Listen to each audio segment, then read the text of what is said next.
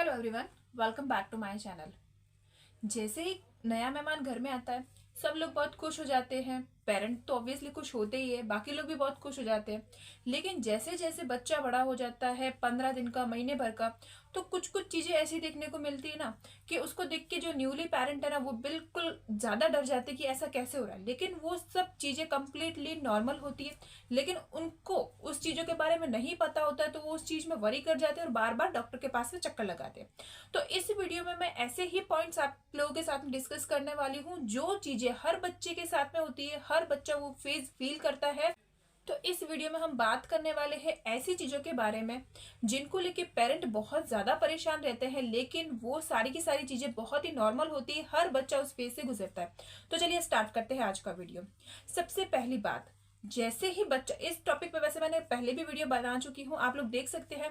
पहली बात, जैसे ही बच्चा दूध पीता है, दूध पी के तुरंत ही उल्टी कर देता है। बच्चे का बार बार उल्टी करना, जैसे बच्चा दूध पिएगा हाथों हाथ उल्टी कर देगा, और माँ बाप डर जाते हैं कि ऐसा कैसे हो रहा है, बच्चे को अपच हो गया या कुछ भी हो गया, वो बार बार डॉक्टर के पास भागेंगे। लेकिन ये चीज कंप्लीटली नॉर्मल है। अगर बच्चा छोटा है, कंप्लीटली मदर मिल्क पे डिपेंड है, तो अगर वो उल्टी करता है तो इसमें बिल्कुल भी घबराने वाली बात नहीं है। आप लोगों को बस क्या करना है, बच्चे को यहाँ बैक पे रख के और उसके पीछे बैक पे आपको हल्के से टैप करना है या फिर ऐसे धीरे धीरे से रब करना है, ताकि बच्चे को डकार आ जाए। जैसे ही उसके जो अंदर गैस, जो वायु, उसके साथ साथ जो एयर कॉर्पोरेट हुई है ना, वो इजीली निकल जाएगी और बच्चा है वो बिल्कुल भी उल्टी नहीं करेगा।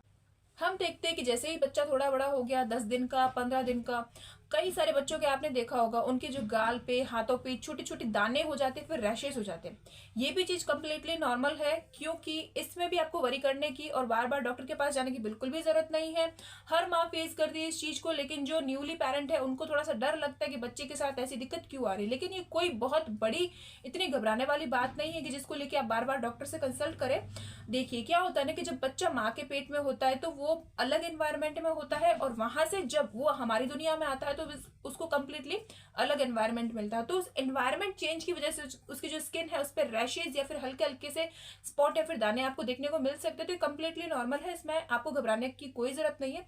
लेकिन हाँ, इसमें आपको कुछ कुछ बातों का ध्यान रखना होगा। वो ये है कि उसको लेके आपको घबराना नहीं है, और उसके साथ साथ आपको कोई एक्सेस जो प्रोडक्ट्स होते हैं ना, जो आप सोचेंगे कि चलो रैशेज हो गए तो हम ये प्रोडक्ट लगा के उसको क्योर कर दे, तो वो चीजें आपको अपनी मर्जी से कुछ भी नहीं करनी। आपको सिंपली पानी से बेबी को नहलाना है, और आप खुद देखेंगे कि 4-5 दिन या फिर हफ्ते भर के अंदर ये चीज ऑटोमेटिक ठीक हो जाएगी और बच्चा बिल्कुल भी ठीक हो जाएगा।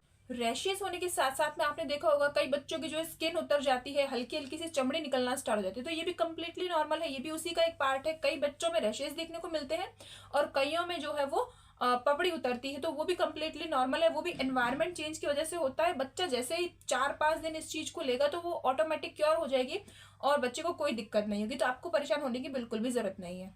फिर हम देखते हैं बच्चे की पॉटी से रिलेटेड। अगर बच्चा 2 से 3 दिन तक पॉटी नहीं जाता है तो जो मॉम्स है वो डर जाती है, घबरा जाती है कि बच्चे को कॉन्स्टिपेशन हो गया, और वो तुरंत डॉक्टर के पास उसको लेके जाती है। लेकिन आपको मैं ये बात बता दूं, ये सेम चीज मैंने भी फेस की है। जब मेरी बेबी छोटी थी तो उसको सेम दिक्कत हुई थी। वो रूटीन में पहले पॉटी जाती थी, लेकिन जब वो 2 दिन तक पॉटी नहीं गई तो मैं डॉक्टर के पास गई, और डॉक्टर से कंसल्ट करने में मुझे पता चला कि अगर बच्चा कंप्लीटली ब्रेस्ट मिल्क पे ही डिपेंड है, मदर मिल्क पे डिपेंड है, तो अगर बच्चा 4 से 5 दिन या 10 दिन तक भी पोटी नहीं जाता ना, तो इट्स कंप्लीटली नॉर्मल। आपको घबराने की कोई जरूरत नहीं है। अगर आप ऊपर का दूध या फिर फॉर्मूला मिल्क पिलाते हैं तो आप डॉक्टर के पास जा सकते हैं, अदरवाइज ये कंप्लीटली नॉर्मल है। अगर बच्चा 10 दिन तक पोटी नहीं जाता है, दिन में 10 बार जाता है या 10 दिन में 1 बार जाए, इट्स कंप्लीटली नॉर्मल। इसमें भी आपको घबराने की कोई जरूरत नहीं है।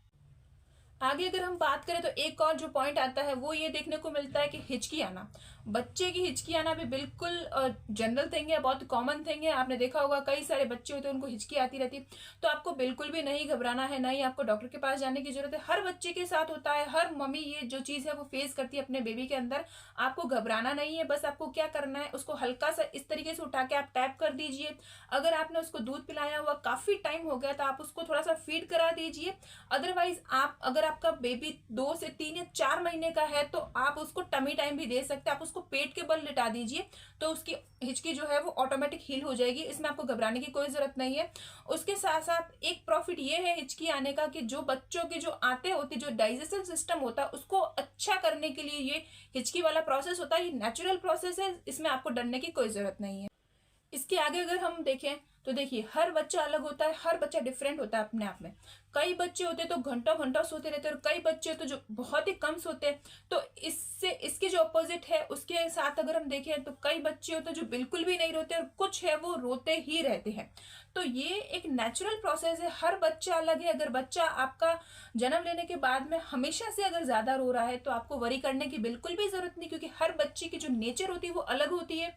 कुछ बच्चे शांत स्वभाव के होते हैं, वो सोते रहते हैं, लेकिन कुछ है वो रोते हैं। तो इसमें भी आपको घबराने वाली कोई बात नहीं है। लेकिन आपको उस समय आपको वरी करनी है या फिर उस समय आप थोड़ा सा टेंशन ले सकती है। इवन आपको टेंशन तो बिल्कुल भी नहीं लेनी, आप कुछ भी ऐसा स्टेप ले सकती है।